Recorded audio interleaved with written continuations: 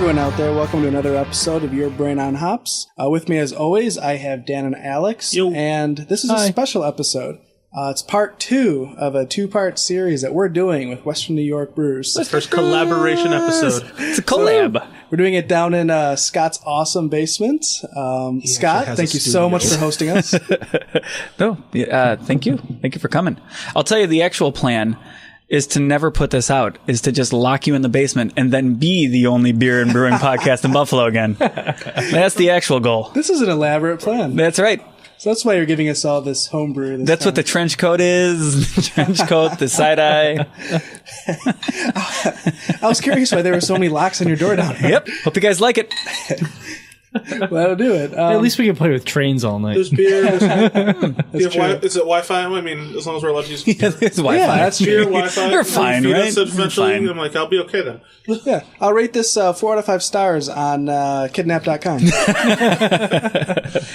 So, we are drinking the IPA that we brewed at the Bison, at Flying Bison, out in their parking lot, but using their preheated, pre-treated strike water. And again, it's only been in the bottle for 14 days, so it's still a little green. Something you actually enjoy in an IPA, though. Yeah. But you get the hops, there's a Wakatu.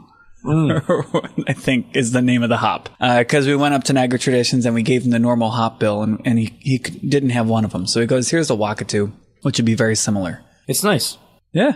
It's dark. Looking at it, because It is. it's mostly 2-row, but there's 5 malts in here. Really? There's 2-row, Crystal 20, Munich, Special B, and Honey Malt. And the Special B, I think, is where it's getting that color from. Honey malt. I'm definitely getting the honey malt. Yeah. Yeah. With sweetness is coming through. The honey malt is what Terry really likes in this. It's his secret ingredient, although he's very happy to share it. It's been up on the Das Haus Brauers website for years. So the changes that I've made to this for the one that's in the fermentation chamber, which I told Terry yesterday, and he's excited to try it. I found some Citra instead of some of the Simcoe. So for the aroma edition and a Whirlpool, which he's never done, I added a Whirlpool to it. I threw Citra in there as well as a Nugget. So the entire hop bill in this is Warrior and Simcoe for the bittering, 10-gallon batch, half an ounce of each. Simcoe and Nugget for flavor. No, I'm sorry. Cascade and Columbus in the flavor edition. Nugget and Simcoe in the aroma edition with Citra added by me. And then Whirlpooled with Nugget and Citra. And then it'll be dry hopped with Simcoe, Citra, and Cascade. At 7 days at Cascade, and then 3 days with Citra and Nugget. And this is all off the top of his head, folks. He's not reading anything. No, it's probably wrong. I'm just naming hops that come up to But this was 5 yesterday. different hops in there? This was yesterday that I brewed it, so it's fresh. Yeah, so hold on. Warrior, Simcoe, Columbus, Cascade, Nugget, Citra. 6 hops. 6. Normally 5, because he doesn't add the Citra. Yeah. But I happened to see some, because I just bought the hops the day before, and I was in the fridge looking at the hops. I'm like, there's a lot of Simcoe in this, which is good, but let's see what else they have. So they had Citra, they had Galaxy. I thought about trying the Galaxy instead.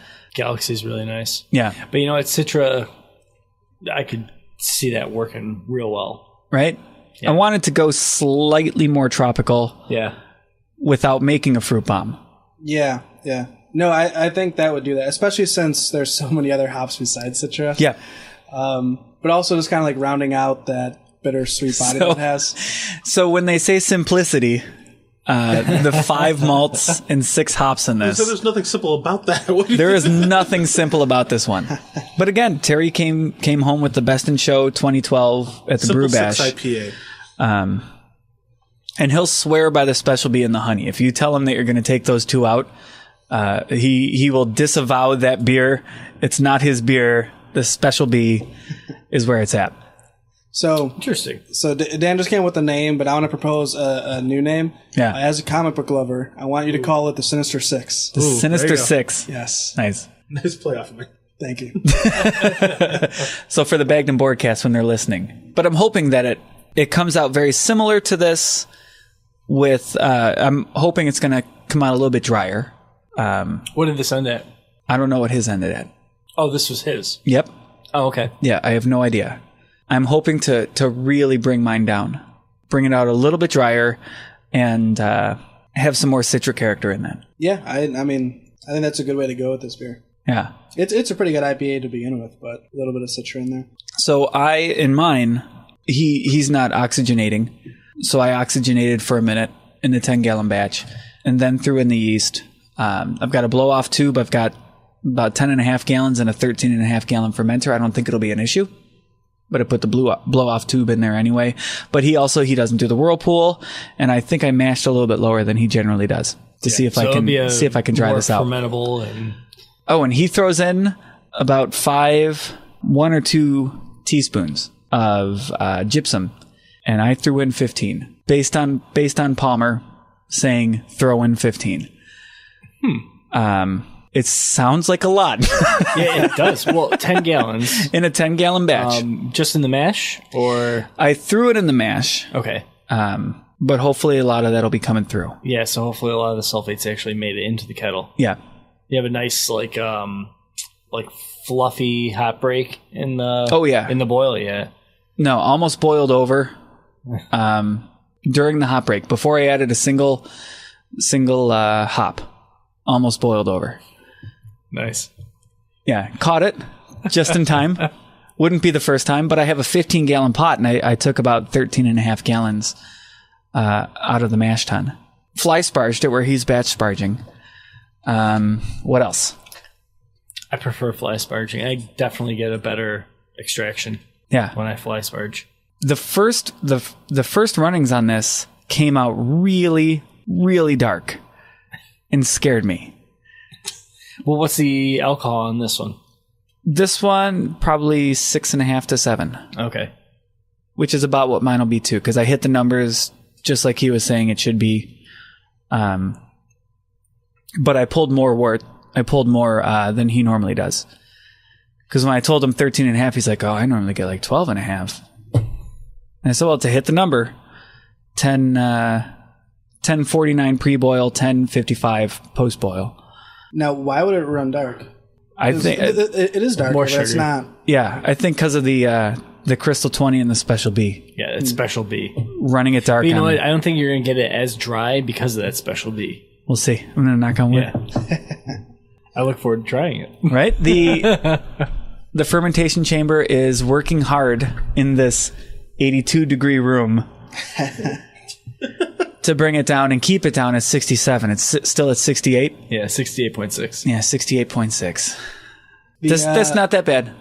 It's not. I'll deal with that. The do-it-yourself chamber I want to add. The do-it-yourself chamber. Ooh, I got a really good hop burp on that. It was nice.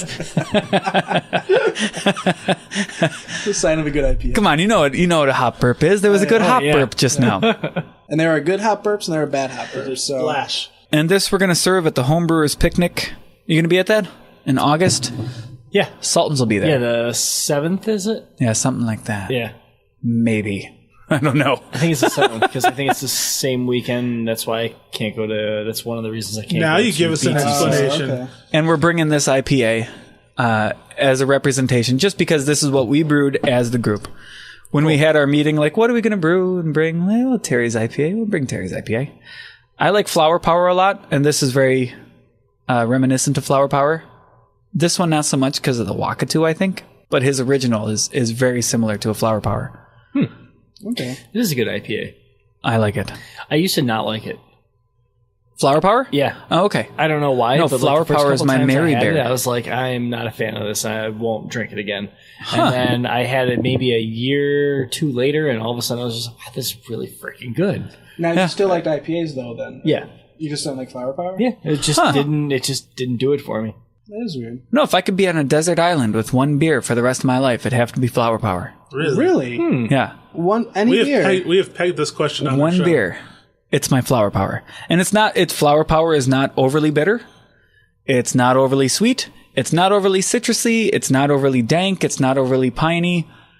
It's a combination of all of those. Actually, let's go around the table though, because I'm curious. Dan, it's not overly anything.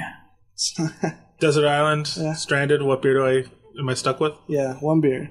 Well, one type of beer. You get a cooler that washes up with a bunch of them, but they're all the same. What? I get a cooler with a bunch of them, but they're all the same. Okay. Yeah, He's saying, one brand, one brand. One beer. At least a couple of cases, though, if it washes up. Yeah. A pallet. A pallet of cases. Better not be an IPA, right? You got no way to cool it. Go to Alex for a second. Drink it all in the first 3 months. The first thing that popped in my head was I want to drink all day IPA. Okay. It's a solid answer. I mean, yeah. I've done that before during a hot day. I do that. I wasn't on a desert island, but similar circumstances. It's a little too light. All day IPA for my desert island one beer. I'd want something a little bit more. Well, see, that's the thing. If it's only one beer that you have, then it's a different story. If it's a cooler full, then all day IPA. On my desert island, there's just a constant flow of this one beer. I don't know why, but there would be. For whatever reason. Well, then keep it coming all day.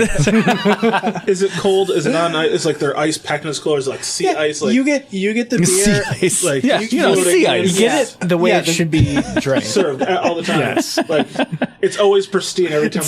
Yes. It's a perfect ocean. Right. The sea ice keeps it pristine. The sea ice, I don't know. I'm going to go Jack's Abbey Oktoberfest. Okay. I had an inkling you'd go Jack Sabby. You do like your lagers. I do. Especially your Jack Sabby lagers. I love Jack Sabby. That is I almost said one that I thought I'd be like just kind of get a weird look for, and that was I'd might go Miller High Life and just go simple, just very simple, just no frills, But I was like, you know what? If it's gonna be coming to me on a cooler, and that is I'm gonna go Jack Sabby. I'm gonna go Oktoberfest. I would do Namaste from Dogfish Head. Ooh. I think that would go very well with just chilling on a hot beach. You're not chilling. You're stranded. You're stranded.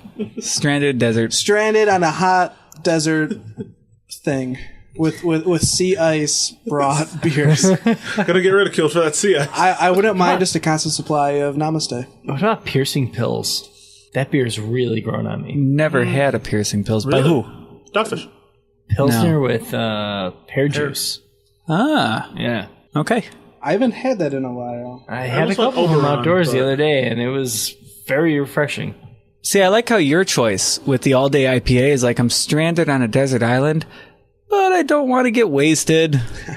Kind of want to keep my wits about me. Stranded, you still have to find food, and you can't just get hammered the whole day. What am I going to drink when I get food and I can get wasted? You plan on living on this desert island for a long time. I do not have that. I got to build a hut, and I got to. Let's be honest. If we're stuck on a desert island, beer is probably, the first thing we should probably be finding is water, and we should not be drinking beer. But why? It's sterile water. It's good for you. But doesn't it also dehydrate you more? I think that's a myth. Details. Yeah. That's got to be a myth. Not at those low alcohol. Yeah. At this point, I need water. I'm going to drink the beer. Yeah. No, I mean, I assume there's going to be a rum cache somewhere because I've watched Pirates of the Caribbean. A rum cache. Nice. But the rum is always gone. They are straight. The rum is always gone. I forgot about that. So how about another IPA? Another IPA. Because it's, your brain on hops.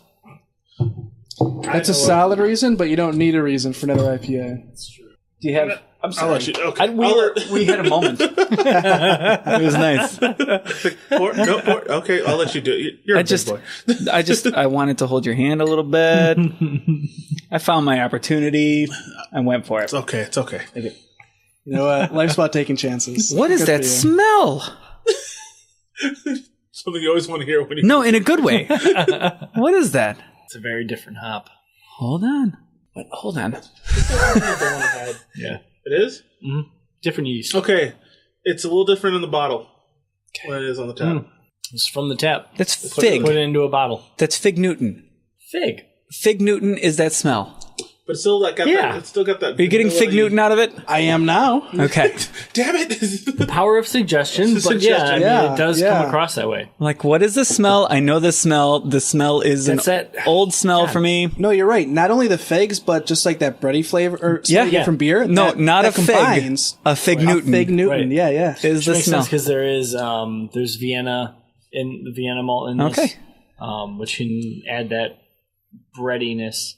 I remember it being a lot creamier when I had it at your house. This is an IPA? Yeah. Barley wine. This, sir, is it did not turn out the way we wanted it. Well, it's so no. What I'm saying here is this is such a malt forward beer. Mm-hmm. The hops are there, but there's so much malt in this. Yeah. You should taste this beer next to a Fig Newton now. Yeah, I would pair this with Fig Newtons. I plan to drive on my way home and pick up a package of Fig Newtons now. You throw some Fig Newtons, which aren't cookies. I don't know what they are. No. They're fruit and cake. You throw those in your Cuisinart, and you throw some in the beer. We're really trying to attract that UK audience with this segment. See, now what you don't know is I actually used Fig Newtons in the mash. You mashed the Fig Newtons. Not the cookie part. You just actually scraped the filling out into the... So I know I just said Flower Power was my desert island beer. This is like so different from Flower Power. Oh yeah. Yeah. But I would very happily drink this. Yeah, I wouldn't mind having a lot of this. Yeah. Desert Island. Yeah, 2 more a lot of it at home. Yes. I'm not thinking about survival. I'm not thinking, boy, do I want to be sober at the end of this night to ward off bears. And that's why you die. I'll die happy. Happy and drunk with beer in my belly. See if this sentence makes sense to you. It might just make sense in my head. It tastes heavy, but it doesn't feel heavy. Does that make sense? Yeah. Let me try to explain that. Bigger flavor, but it has a lot of malt and a lot of sweetness, but at the end of it, I feel like I would want another pint. Yeah, that's fair. It has that kind of I don't know how to explain big this. mouthfeel. Yeah, makes you think like a lot's going on. To where I'm like, wow, this feels very filling, but at the same time, I want a second pint of it. I want a third pint of it. It's something I would drink all night instead of to where a barley wine, for example, I have one of. I'm like, give me a blue, please. Speaking, I need to make it home, even if I'm walking. Like I need a blue after that barley wine. No, it's a good point. And speaking of drinking a lot of these, what is the ABV on this? 5.8. Perfect. I'll do another. Yeah, give me another. Do you have more? No. Never mind. I got 2 kegs at home. Hold on. We should find a beach and we should drink down a beach somewhere and go along with the whole let the sea ice bring it to us. Desert ourselves on a beach. Does it have to be a beach? Can it be deserted like in the middle of the woods or something? Naked and afraid? Yes. Yes, then yes. Can I just be naked? Wait, let's not. If I have to be on a desert island clothed or in the middle of the woods naked, I'll take the woods naked. First of all, if I'm stranded alone, the clothes are the first thing to go. Oh, hell yeah. Why wouldn't they be, right? Why? Who are you trying to impress? Don't need this anymore. Yeah, right. People find you like, why are you naked?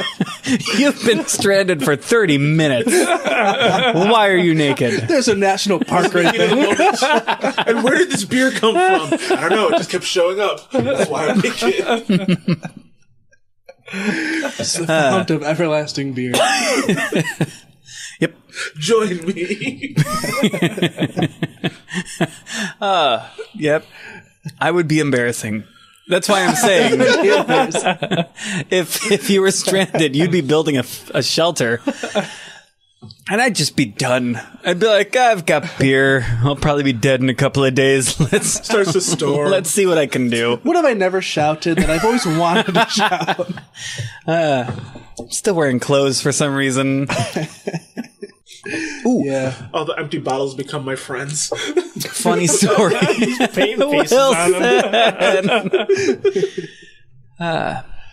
Funny story about my first homebrew ever. Alton Brown. I took the recipe from Alton Brown. Love that homebrewing episode. The homebrewing episode. That was really good. If you remember what he talks about in that episode, though, because I've got the book upstairs. He says to get 7 gallons of water, maybe 8 gallons of water. Plus ice. Minus a pint. Yes, I do remember that. Minus a pint, because when you cool it down, you're going to throw a bag of ice in it to cool it down. Not the outside of the pot, to toss in the full bag of ice, which is going to account for that last pint of water. Yeah. I've done that. So I did that. And that's the only time Alton Brown that came out fine. There was such a wild card. It could have thrown in all sorts of stuff into my beer. But that was the one time where I go back to Alton Brown like, no, Alton, no, that was a terrible thing that you told me to do. Why would you tell me to do that? But yeah, 1 less pint so that you can throw in the 7-pound bag of ice. He had the cleanliness down, right? And he had everything down about the shops and everything. Yeah. And actually, I screwed up on my first beer that I ever did, I screwed up the very first thing he says almost when he goes into that shop. And it's the distinguishing between lagers and ales. Oh, okay, yeah. And I was going off of a kit, and I was at Niagara Edition. I just wasn't thinking. And I just wanted something simple, nothing like, and I ended up grabbing an Oktoberfest. Yeah. Not thinking. And so that was the first beer I ever brewed. And I realized it after I'd done after I'd done everything. I was like, wait a minute. I am doing the completely wrong beer for what my setup is right now. Yeah. I have to get this cold. So I pulled everything out of my fridge. I have a side-by-side fridge. Nice. So I yanked everything out. I was like, well, I guess this is going to be for dinner. This is going to be for dinner. Cleared everything. And just to fit this 5-gallon carboy of beer into my fridge, I was like, we'll see what happens. I have no idea. Followed my kit instructions and everything like that. Pulled it out, and I was like, all right, well, it's supposed to be around this temperature. I was like, it's kind of a little cold because I think my fridge is probably a little too cold, too. Okay. And I fell asleep. I hear a hissing noise in my kitchen. And I look over and I'm like, what the hell's going on? And I go over and I can see the airlock is just going crazy. And it's starting to warm up. And I was like, all right, well. Nice little rest. I was like, yeah, right. Gotta go somewhere. I'm like, yeah, it's the first one maybe. I'm like, you know what, nothing seems too bad. So I just remember hearing it, like it was 6 o'clock in the morning. I was like, I got like 2 hours left to sleep here. I'm going back to bed. About an hour later, I just hear, boom! Airlock clogs, shoots off like a rocket. There's just malt all over my kitchen ceiling. I'm just like, the beer is flowing out of the carboy.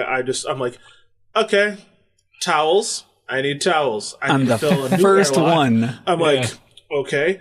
And then I have to clean everything up. So I just replug everything. The thing starts filling up again. I'm like, I'm like, do I just stick it back in the fridge? What do I do here? And I just left it. I was like, screw it. I'm just going to... Did you stick it in the fridge like immediately? After brewing it? Or did you give it a little bit of time? No, after I took it out of the fridge, like 2 weeks No, I know, but did you get a primary fermentation on it? After I first put the yeast in, it went right into the fridge. And then I took it out, and that's when it went nuts. That makes sense. As the temperature from the room started to rise, it just went batshit crazy, and I'm just like, I'm just going to put a bunch of towels around this, let it do its thing, and let it figure itself out, and I'm going to ignore it. Did it come out all right? He's making a face. He drank it. I drank it, and it wasn't bad. Like, I didn't taste any, like, strong off-putting flavor. I was like, okay, it didn't, like, go rancid, so I know that much. My favorite? Absolutely not. Did my friends hate it? No. So I'm like, all right. It got drank. So but I still, to this day, I can still find chunks of malt underneath like the cabinets and the little That's funny. And I'm just like, from that first explosion. This Saison, this terrible Saison I served you all. In that fermentation chamber, heard, I'm going to make a pop sound. It's not true. It wasn't a pop. It sounded like something fell upstairs. So I went upstairs and I looked around. I have 2 kids. Could be anything. They could have fallen. It was late at night, but still, could have been anything. So I ran upstairs, looked around. No, I wonder what that was. Go to sleep the next day, wake up. I come downstairs. It's time to switch out the bottles in there. This is trying to save the Saison after I've given up on it. So I open it up. And the top of the fermentation chamber is filled with beer. Oh, wow. I had it at 90 again for like 2 weeks. And the top just popped off that thing. The whole carboy is just covered in Krausen and probably Trube from the bottom. It's all kicking up. That actually happened with the first Belgian beer I ever did. It was a triple. And the Trappist High Gravity yeast didn't put a blow-off tube on or anything because I never did it in a bucket before. Yeah. I was like, it'll be fine. And then come down the next day and the entire lid was like off and kind of askew. And there was a yeast splatter on the wall. And I was like, oh, this is yummy. Nice. How did that beer turn out? Pretty decent, actually. Nice. Yeah. Nice. All's well that ends well. Yeah. Who's this? That's the Terry's IPA. Okay. The one that we brewed at the Bison. I was one of a 4-man team on that. And truthfully, I was pretty drunk and brewing a bad Saison at the time, so I'm like... I was supposed to be there. I'm not part of that beer. I should have been. I was standing next to him. But really... You were part of it in spirit. He did all the work. He seemed a little upset about it, too. That he was doing all the work. Yeah. We stood there. We got to add in a couple additions here and there. But most of the time, we were just drunk. Yeah. Showed up drunk, too. I was completely, sleep deprived. And I suck at barbecue competition. End of story. Was the end of that. So I stopped doing it. I'm a mustard fan, and I know we're going off topic. I'm a mustard fan. Everybody else is the sweet sauce. Everyone is that sweet molassesy style barbecue sauce. You need to put the mustard on there. So I always make both. Everyone always goes and just demolishes the molasses sauce, and I'm like, I should always just keep that. But I'm like, I use the mustard sauce on everything, even when I'm done. Yeah. He has a couple big containers of homemade sauces, including mustard. I'm so there. Just kind of mustard, classic mustard, molasses, and vinegar. Everything I do is mustard and rub. Yep. And then no sauce unless somebody needs it. I do everything. Everything gets hit with my mop, and then I break everything down. I let them pick it. And I'm like, if you want sauce, it's over in the corner. You can put it yourself. Me, I'm going to go rip the cheeks off the face, and I'll be in the corner gnawing on them. Unless my other chef friends are over there trying to... That's exactly what it sounds like. This is awesome. Unless my other chef friends are over there trying to get them first. One of my favorite scenes was... we have the head. It's cooked. It's ready to go. He's enjoying one of the cheeks. And then he's talking about the other things that you can eat off the head. The nasty bits, the good stuff. My favorite time was he puts... So it's a pork roast, obviously. We have buns there if you want to make a sandwich. Yeah. And he takes one of the buns, he throws it on the fire to toast it up, takes it off, got this nice piece of toast made from a bun. Yeah. There's a girl there standing around the head, and she's like, well, the cheek, it's kind of gross, but I can get into it. He's like, oh, you think that's gross? I don't remember saying it like that. He's basically baiting her into being like, just watch this. He takes one of the eyeballs, pops the eyeball out, smears it on that piece, that bun, on that toast, and then just starts to eat it. And this eyeball, I didn't know eyeball smear, but they smear very well. It seems like they would. It's pure gelatin and collagen. What? Yeah. It's all the things that people like, but they're too... oh my God, it's an eyeball. It freaks me out. And I'm like, fine, it freaks you out. But it's literally the same... She did not take it very well. But he seemed to enjoy it very much. I enjoy it thoroughly because I know I cooked it. That's awesome. And then I freaked her out even more when she's like, I can't believe you did that. I was like, well, it's about to get worse. And then I cracked the skull open and I ate the big brains. Oh, you did go after the brains. That's right. Okay, I'm going to show up. And this is trench coat me. He's sneaking over the trench coat again. Like, people are like, did you invite him? I don't know how he found out the day, but he's here. I didn't even give him the freaking address. I don't know how he found my house. I've already heard tonight. I know first name, last name, and Elma. And it's not in Elma. That's all I need. No, but I'll find it from that. He can reverse engineer the location from this. Oh, yeah. Absolutely. Yeah. Triangulate this. When we actually get I'll get there and smell pig. We usually ask people to, if you're bringing beer... the smell of pig. Hold on, I'm sorry. That's all you I was going to bring it back to beer. If you're bringing You beer, said you were Jewish. I did. Okay. Oh, yes, I did. Oh, my mom loves me. Everything just came back together. Everything. The first pig I did. As I'm remembering everything I remember about you. First pig I did was for a party on the day of the Sabbath, and it was a friend of mine was helping us, and we got the pig. And one of the first things I actually looked like as I did research about doing a whole hog, they said if you get a whole hog, I was going to do it more Cuban style, which you have to butterfly it. Okay. They suggested doing it in the bathtub. Reason being, the drain's right there. Anything, water... Makes sense. Anything, it's right there. You can just... And then when you're done, rinse it all out, give it a good clean, and you're done. My mom was absolutely not. Like, you're not putting a dead pig in my tub and gonna hack at it. So my mom's my close friend, his mom allowed us to use her tub. Very nice. She's like, use the guest bedroom. I'm like, I can't believe I'm letting you do this. Unfortunately, the pig we got was also like still like frozen, so they didn't give it enough time to thaw. Even though it was like we thought we gave it plenty of time. And try butterflying a pig with nothing more than a chef's knife.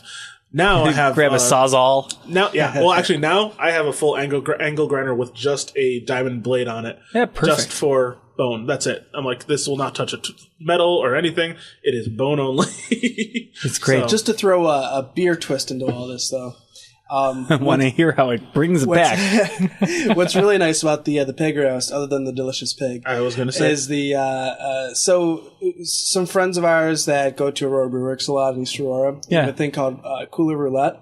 It's called that because somebody will go to the cooler, they'll grab a beer. It's kind of a random beer, so it's a roulette style. It's a good way to do a beer tasting. But we do mobile cooler roulettes as well. So we'll bring a lot of different beers, and while we're enjoying delicious pig, we'll try a whole bunch of different beers as well. See what goes well with the pig, or just what's good to have on an October evening. Alex brought like 4 homebrews last year. 6. Oh, 6 homebrews. You brought that whole cooler full of Yeah, he brought a whole cooler. I had a friend full who brought an awesome stout, and unfortunately he's moved, which will be sad because I want more stout. That coffee stout was really good. Yep. Yeah. And but then we usually buy a keg of something nice. Last year it was grapefruit sculpin, and then as the bottles just kind of pour in, everything just as it gets later and later, everyone leaves, and it's like 11 o'clock. We take all the music and everything, put it into the cabin that's there, bring all the beer in, leftover food, and everyone just keeps drinking and shooting the shit till like 3 o'clock in the morning. Weird. It gets weird. Yes. There was leg wrestling last time. Leg wrestling. Yes. Yes. We have the I feel like I would leave before that. People are sitting on top of the fireplace singing shanties, and I don't know if that's the right word for it, but should I bring a guitar? We do have a friend who does play his guitar, and his buddies play. So last year they weren't able to because I think they were actually playing somewhere else. All right, but it's always welcome. So all right. If not, the dance hit start, and then you got to dance. So. Then people can be like, "Who's that guy in the trench coat over there playing the guitar?" He's kind of cool. He looks really sneaky. Yeah. Why is he reading the newspaper in the dark? I feel you're underestimating the sneakiness. I'm thinking of you just in a trench coat with sunglasses, one of those like hats, and then just scuttling in, and everyone notices. That's totally me. Knows you're there. I scuttle. It's one of my favorite verbs. I'm a scuttler. So you either have to bring a dish to share, or you have to bring beer.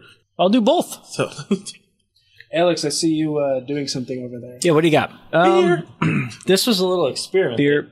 This was a little experiment that I did.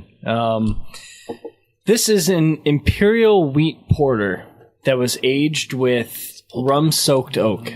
An Imperial aged wheat Imperial Porter. Wheat Porter. Aged with... Give us the bottle first, because Chris is greedy with his pours. With oak. Well, let's see if it foams up. No, we're good. No, it's a beautiful bottle open. This is only the second bottle I have opened of this, and that's not the right color. Offset box. Screwed us up. Wait, this is a porter? Because we went DIY instead of just buying. That's not a porter? That does not. I was like, that's not a porter. Did you grab the wrong beer, Alex? Wah, wah. What do you got? What do you got going on? It looks like a golden porter. Right? Like a golden stout? Yeah. I tricked you all. You knew we wanted to do that. Right? Pig. Gotcha. Looks like a pig. Yeah. Doesn't it? Looks like a pig. All right, we got more triple. Did you not actually bring the other one? I guess I didn't. All right. Well, this one is phenomenal. This wheat porter, aged in barrels.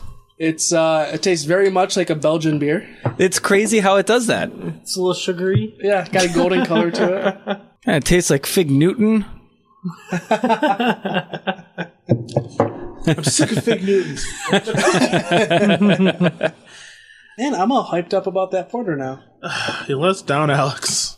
Although, I'm happy to finish the night on this. This is nice. That's true. It's not a bad way to go. Well, you've seen the collection of... Yeah, I've seen the box. Yeah, it's easy to get confused. He's got one of those hardware shelves in his basement, and every row has about 4 cardboard boxes filled with bottles. Nice. Cases of... And that's why I said when I first got here, I'm like, I literally went through a bunch of stuff in my basement. I swear to God, the box that this was in should have had that in there. But like encryptedly marked, I mean, he's like just like BW, but that means barley wine for him. So then the next one, like trying the bottom shelf that also says BW, it probably has something else. He's like, wait, which bottle did I put that in? Did I put that into? He's writing it in binary code.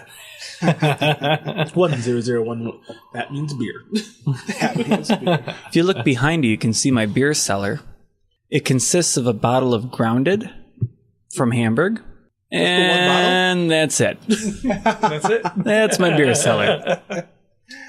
You'll DIY one soon enough. Yep, sure I will. Yeah, after a few months of that, it'll be ready to go, and you'll have to put stuff in it. The Grounded, I brought it home like, I don't need to drink this tonight. Maybe I'll age it. And the beer cellar was born. About 2 months ago, and I haven't added anything to it. I hate my beer But cellar. on the plus side, you haven't taken anything from it either. That's true. That's not true. There was a resurgence, the Resurgence second anniversary, which is their, not orange. No, it was the Blood Orange Saison, but the Imperial Blood Orange Saison. A stronger version of it for their second anniversary. So I thought, do I age this or do I drink it? And I put it on the shelf for one day, and then the next day I'm like, drinking it. And in my head, I'm like, it's a Blood Orange Saison. They say it's aggressively hopped. Like, I should open it. I can convince myself really easily it didn't sound like much of a struggle. to not age something. I have beers that are sitting on my shelf for at least 3 years. Yeah? Or plus. Yeah, same. No, that one's about 2 months old, and that's the extent of my cellar. Dan's beer cellar is... Now, I say cellar figuratively. Because I don't have a cellar. Because there's no cellar. Well, I might actually end up with a cellar. cellar. So it's going to take some convincing, but... Gotcha. But it's impressive. There's... Nice. Not only are there a lot of beers, but there's a bunch of the same beer as well, so you can try different beers along the way. Oh, nice. Which, and from my point of view, I'd be like, I got 4 of those curmudgeons. I'm going to drink 3 of them right now. That's the way I am, too. I literally went through them and I'm like, I have 15 curmudgeons. I think I can drink one of them and be okay. And I'm like, no, I must not touch any of them. My precious. You're so different. So different than I am. And then after his Gollum moment, he decided to drink one. I get to a point where there's no... I get to a point where there's no beer left at the house, and I drink the terrible beer. Now see, that's my where problem, we are. Because now see, well, this is also helpful because I have the kegerator now. So right now I've got the 42 North Berliner Weiss on tap at my house, and That's really nice. Yeah. so I gave them the sour cherries. So Alex contacted me on that one, and I had like 2.5 pounds of sour cherries in my freezer. I was like, fine, yeah, I was going to do something eventually, but if you guys want them first, go for it. Yeah. So they saved me a sixtel of it, and I had my kegerator hooked up, and Alex helped me with that one. That's phenomenal. So I have no beer in my fridge, though.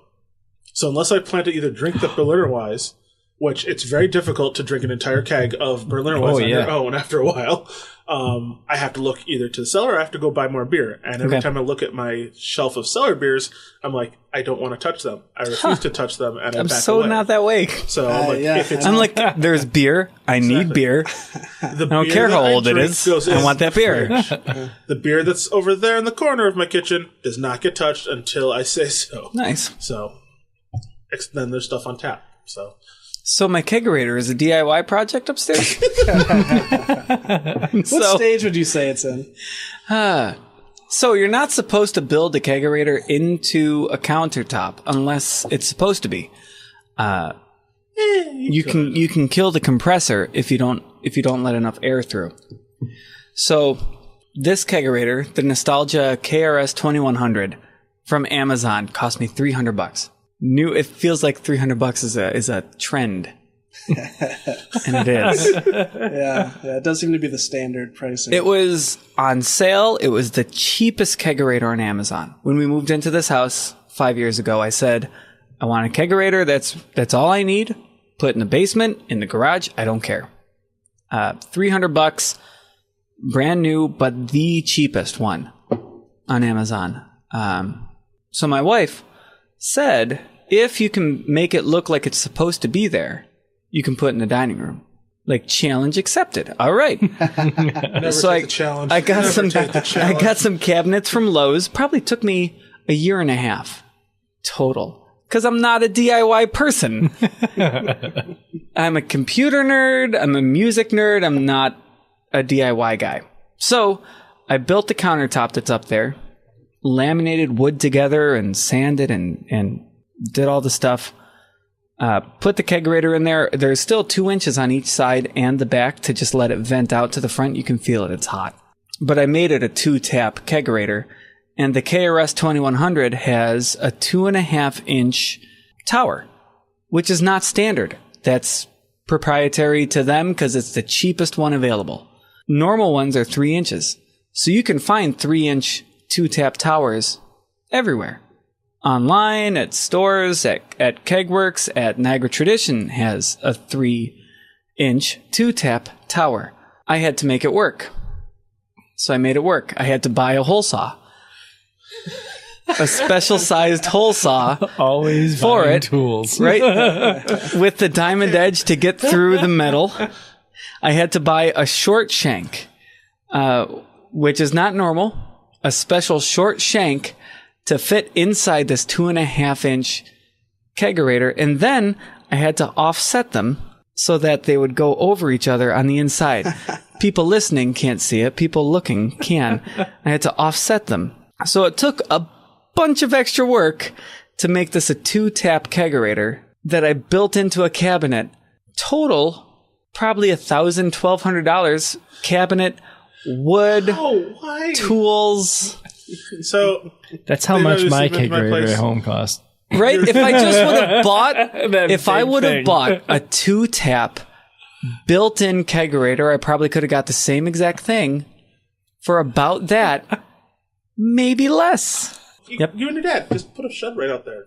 Prefab. I've tried to talk my wife into it. She won't do it. You gotta make it so that she can have wine too, or cocktail. She loves beer. Oh, then what the hell's the problem? She loves beer. See, based on past experience, though, you're going to have to create like a solid business plan, put a PowerPoint together, get a presentation, like really convince her on the numbers that this time make sure you're wearing a suit when you listen, do it. I understand this is expensive, and it's not me trying to convince her, it's just me being an idiot. I'm pretty sure this will cost less if I just do it myself, but it doesn't. It never does. I haven't had a lady friend in like 5 years, so I'm at the point where I'm just like, fuck it, I can do what I want. So that's why I'm able to go to cons, buy comic books, build a pub shed, homebrew. I'm like, yeah, my entire house is just a playground. Nice. Everyone who stops by, they have a great time, they leave, and like I have to go be an adult, unlike you apparently. And I was like, well, it sucks to be you, really. I like how you said build a pub shed. Like that's just a normal thing. That build a pub shed. Yeah. I had a friend that when he saw everything that I'd done to that thing, he just goes, he just looks at me and just goes, I sometimes hate you just because you just do the thing men dream of. And I'm like, and I'm like, I've seen what like he does and he builds with his hands, and I'm like, really? Because I could say the same thing to you, and you at least have the girl, you have a family, you have a full house, you have all this. I'm like who's got the bad side of the token here? I'm like, I just have beer. Beer's good. Yes, I'm like, beer's wonderful. You should see my phone. It's pictures of kid beer, kid beer, kid beer, kid beer. Beer kid, beer kid, beer kid. So the ratio still favors the kids. Still, but there's 2 kids. Oh, so okay. Kid beer, kid beer. Yeah. We have like a 30-foot garden over here, and that the wife takes care of. 30 foot by 20 foot. It's huge garden. So I'm like, how about we take 10 feet off of that, and we'll build a greenhouse, and we'll buy greenhouse panels, and we'll build a greenhouse. You can have shelves. And we'll take 10 feet off of it. We'll make a greenhouse right next to a brew house. And we'll put the electric brewery right next to the greenhouse. And she's like, no, that's a terrible idea. Yeah, I didn't. We'll get her there. Yeah, take 5 to 10 years, but we'll get her there. It's going to happen when the kids leave for college. That's right. Well, right. I guess we're your Brain on Hops. We want to thank Scott for having us. Thank you.